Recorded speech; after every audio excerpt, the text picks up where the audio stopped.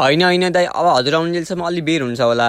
बरु म गएर त्यहाँ सामान मिलाउँदै गर्छु। खासमा आज वास्तु पूजा गर्नुपर्ने थियो, त्यही भएर दाइले तिमी गएर रेखिहाल्दै गर, म एकछिनमा आइपुग्छु भन्न थाल्नु म दाइले। हुन्छ दाइ भनेर म वास्तु गर्ने घरमा पुगेर पहिला रेखी राख्न थालेँ। अनि मैले रेखी राख्दै सानो भिडियो क्लिपहरू बनाउँदै थिएँ। अनि त्यतिकैमा एउटा भाइले दाइ तपाईँले भ्लग पनि बनाउँछ हो भनेर सोध्न थाले। अनि मैले बनाउन सिक्दैछु भाइ भने। ए त्यसो भने हामीलाई पनि देखाउनु न हजुरको भ्लगमा भन्न थाले दुईजना भाइले।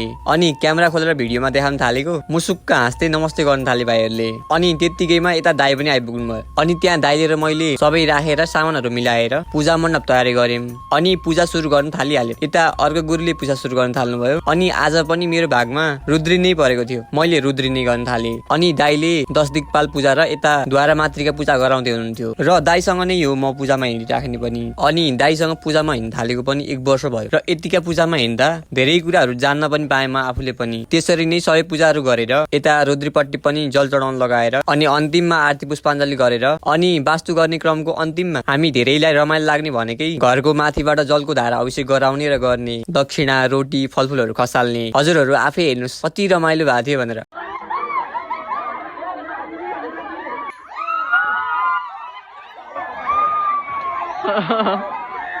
ल रमाइलो